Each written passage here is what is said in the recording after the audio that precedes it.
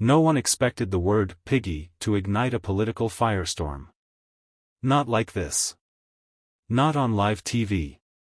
But the moment Gavin Newsom leaned toward the microphone and delivered the now infamous jab, the entire country felt the shockwave. News anchors froze mid-sentence. Social media feeds exploded. And deep inside Mar-a-Lago, Donald Trump reportedly stood so fast his chair skidded across the marble floor. Within minutes, clips of the insult tore through TikTok, Twitter, Instagram. Millions of views pouring in before Newsom even stepped away from the podium. Hashtags multiplied like sparks from a downed power line, hashtag Piggygate, hashtag Newsom versus Trump, hashtag political meltdown. Commentators scrambled to interpret the insult, some calling it bold, others reckless. But everyone agreed on one thing. Trump would not let it slide. At 8:16 p.m., the first tremor hit. A single statement from Trump's legal team appeared online, only 10 words long, but heavy enough to shift the political landscape. "We will pursue immediate legal action against Governor Newsom." By morning, the bombshell was official. A $100 million lawsuit. Filed. Confirmed. Real. Newsom stared at the headline in disbelief. Trump hadn't just clapped back, he'd gone nuclear. And America, glued to every flash alert, had no idea the coming days would turn a single insult into a national spectacle unlike anything modern politics had seen. The lawsuit hit Washington like a siren blasting through a quiet street. Before sunrise, reporters gathered on the federal courthouse steps, breath visible in the cold morning air, waiting for the document that everyone already whispered about: Trump versus Newsom, $100 million. The number alone felt unreal, almost cinematic, but the language inside was even sharper. Trump's attorneys accused Newsom of malicious public defamation, intentional image sabotage, and, most shocking, coordinated reputational warfare. Legal analysts blinked at the phrasing. "This isn't a lawsuit," one murmured on live TV, "it's an airstrike dressed as paperwork." In Sacramento, Newsom's senior staff huddled in a narrow conference room, fluorescent lights humming overhead. The governor stood at the end of the table, reading the filing line by line. He didn't speak.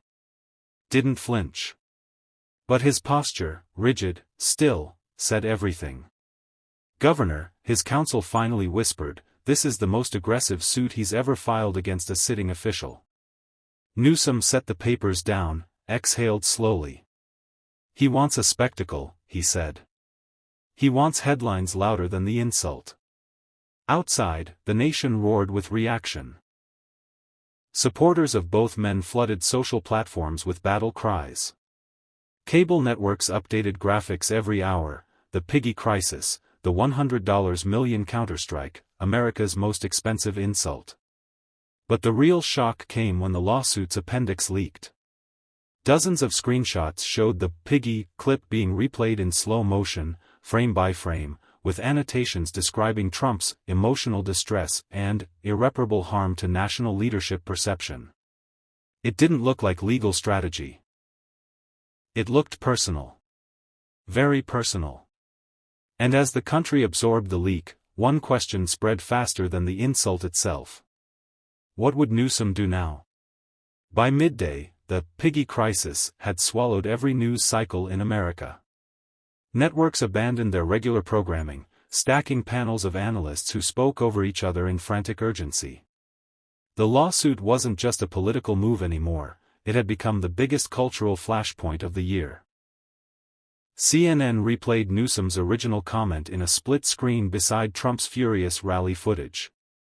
Fox News brought in legal experts claiming Newsom had crossed a constitutional line.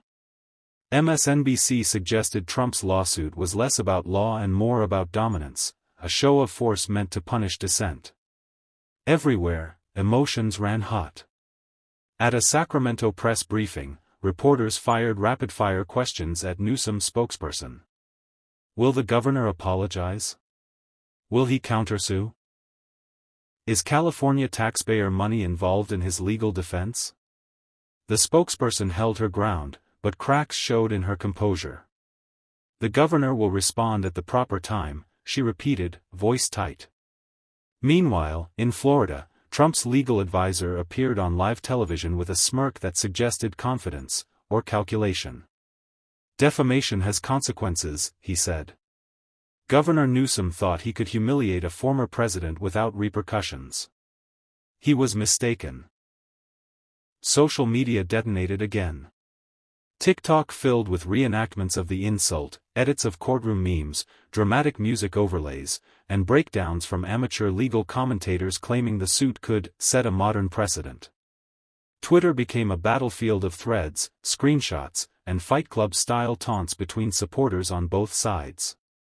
But beneath the chaos, something darker simmered.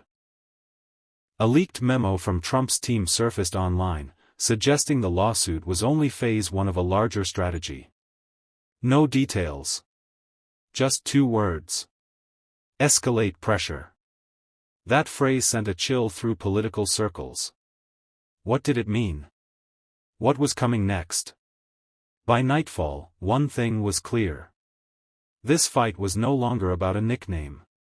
It was about power, and who would break first behind closed doors. Both camps were cracking under the weight of the moment. In Sacramento, Newsom's legal team crowded around a long table cluttered with coffee cups, highlighted documents, and half-written statements. The air felt heavy, thick with the kind of silence that comes before someone admits they're cornered. Newsom paced slowly, hands clasped behind his back. He wasn't angry, he was calculating. "He thinks fear will force me to fold," he said quietly. "He forgets who he's dealing with." But even his confidence carried a strain, a tension pulling at the edges of his voice.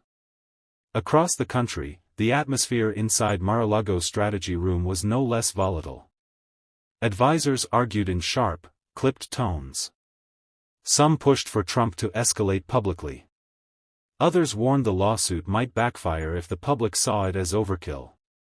A senior aide slammed a folder shut. "We need control," he snapped. "Right now, the narrative owns us, not the other way around." Trump sat in a leather chair at the head of the table, leaning forward, elbows on his knees. His eyes were locked on a muted news broadcast replaying the Piggy moment. Not the words, the expression on Newsom's face. Calm. Confident. Unshaken. It irritated him more than the insult itself. "He's enjoying this," Trump muttered. "He thinks the joke makes him bigger." An advisor responded carefully, "Sir, the lawsuit is strong, but we need a follow-up move that hits hard, without looking emotional." Trump nodded slowly, absorbing the suggestion. His jaw tightened with resolve. Meanwhile, leaks began slipping into the media. Anonymous staffers claimed tensions were boiling in both camps. Rumors swirled that Newsom was preparing a televised statement. Others whispered that Trump was planning a rally response coded to hit even harder. One thing was clear. Both men were about to make their next move. And whichever one miscalculated would lose control of the entire crisis. By the 5th day of the Piggy crisis, America had split into 2 loud, immovable camps. Morning talk shows opened with heated debates. Podcasts dedicated entire episodes to dissecting the insult, the lawsuit, and the psychological warfare brewing beneath it all. Even workplaces felt the tension, break rooms echoing with arguments between coworkers who hadn't discussed politics in years. Polling firms released emergency updates. One headline from a major outlet read, "Nation divides over lawsuit. Trump hardens base, Newsom gains independence." Cable news seized the numbers like sharks scenting blood. CNN framed the shift as a warning for Trump. Fox News countered with a sign Newsom overplayed his hand. MSNBC argued the lawsuit itself was authoritarian theater. No one could agree on anything, except the fact that the country was hooked. Meanwhile, TikTok morphed into a battleground of edits, memes, duets, and stitched reactions. Some mocked the absurdity of a $100 million defamation suit over a farmyard insult. Others defended Trump fiercely, claiming Newsom's remark crossed into disrespect for the office. A viral comment captured the mood perfectly. "We're watching two grown men escalate a barnyard joke into a constitutional crisis." But beneath the humor, a deeper energy pulsed. Town halls reported unusually high attendance. Local radio shows were flooded with callers arguing passionately about leadership, dignity, and accountability. For the first time in months, Americans felt actively engaged, not by policy charts or economic reports, but by a moment that felt human, raw, and unpredictable.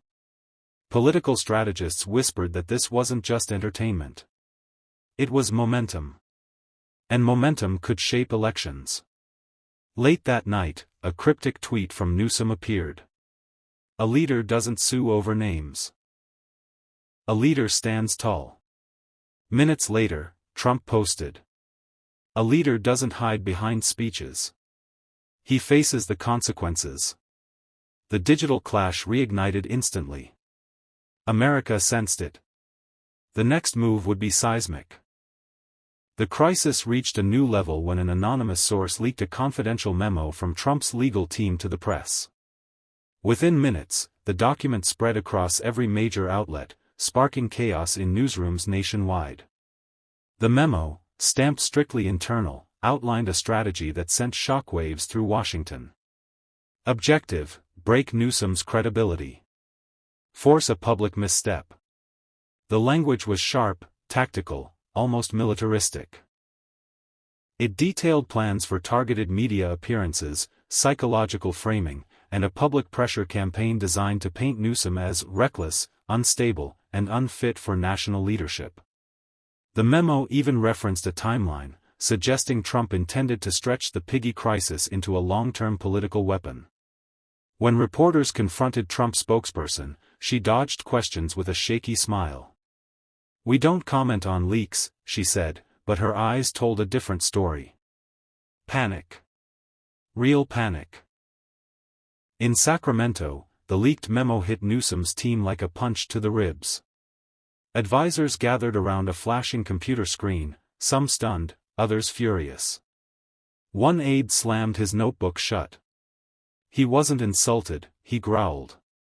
"He's engineering a takedown." Newsom read the memo silently, jaw tightening. "This isn't about Piggy anymore," he said. "This is warfare." Across the country, Americans reacted with disbelief. Cable anchors held the memo up on screen like a smoking gun. Commentators accused Trump of launching a character assassination campaign disguised as a lawsuit. Even some conservative figures admitted the memo looked bad. Public opinion began shifting, slowly, but perceptibly. TikTok exploded with dramatic readings of the memo. Twitter flooded with hashtags, #PiggyPlot, #MemoGate, #political warfare. The scandal had grown teeth, claws, and a pulse of its own. Late that night, Newsom's communications director approached him cautiously. "You need to address this," she said. "Tomorrow. Prime time." Newsom nodded, eyes sharp with resolve. The crisis had just evolved into something larger. And the next 24 hours would determine who could survive the fallout. The next evening, every major network cut to the same image: Gavin Newsom standing behind a simple podium, no crowd, no grand backdrop, just a dark blue curtain and a single spotlight. The setting felt stripped down, intentional. Like a man preparing to speak not as a politician, but as a witness. As the red light blinked on, Newsom took a slow breath. "America," he began, his voice steady but edged with something raw, "this crisis is no longer about a nickname. It is not about Piggy. It is not about pride. It is about power, and how far someone will go to keep it."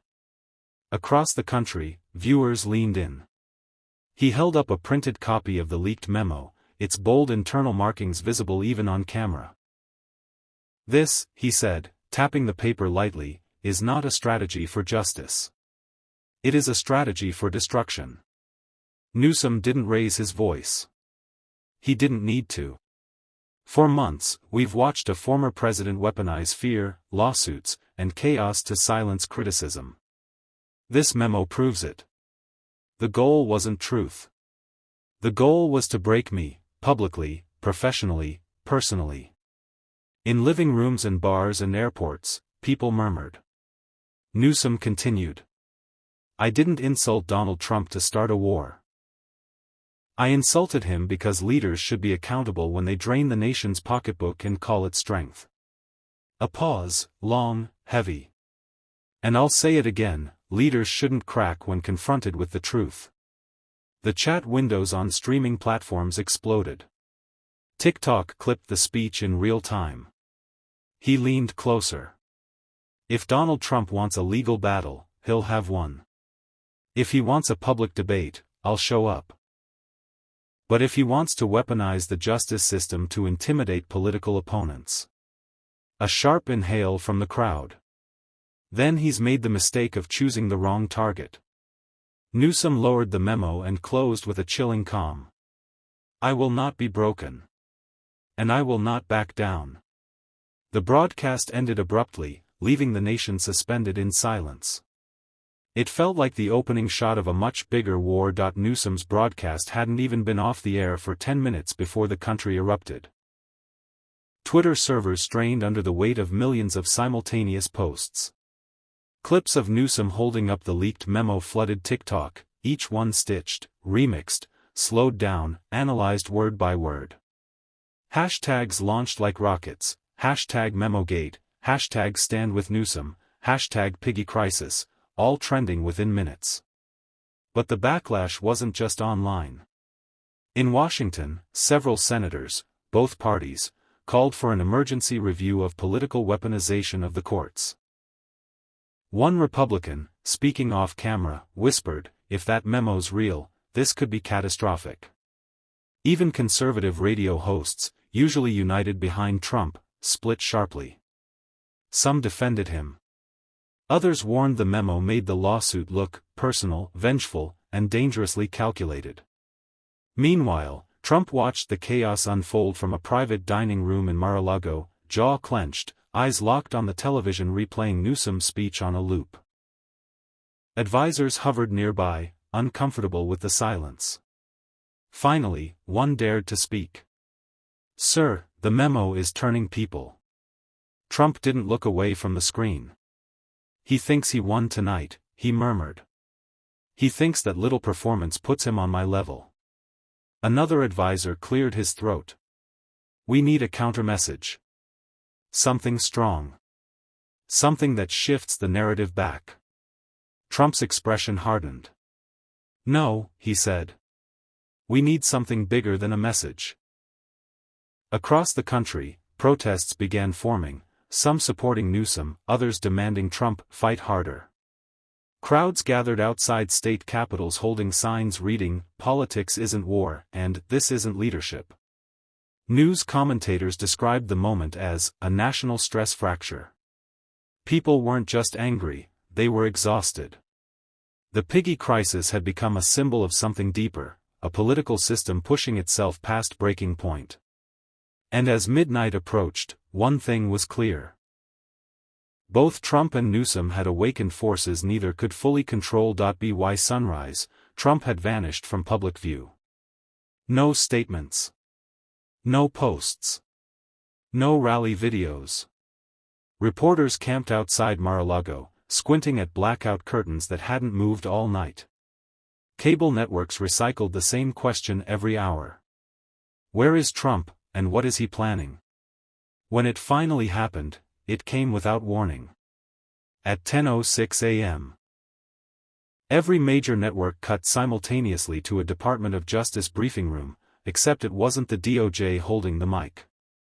It was Trump's lead attorney, flanked by a wall of thick binders labeled evidence submission in bold red letters. Ladies and gentlemen, he began, voice cold and precise, Governor Newsom claims the lawsuit is political. He claims it's intimidation. Today, we present proof that it is neither. He opened the first binder. Cameras zoomed in. Inside were transcripts, financial breakdowns, annotated screenshots, and communications logs tied directly to the Piggy insult. Some documents suggested coordinated messaging between Newsom's advisors and influencers. Others referenced internal drafts framing the insult as a strategic disruption event. Reporters gasped. The attorney continued, "This was not a slip of the tongue.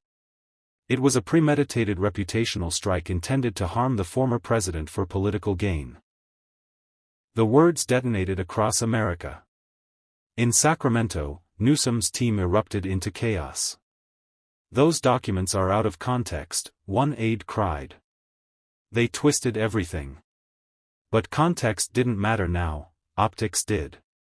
Social media caught fire instantly. Trump supporters celebrated it as the smoking gun. Newsom supporters insisted it was manipulation. Independents watched, unsettled, as the crisis mutated into something far bigger than an insult. Then came the final blow. Trump's attorney slid one last document toward the cameras, an official request for expedited federal hearings.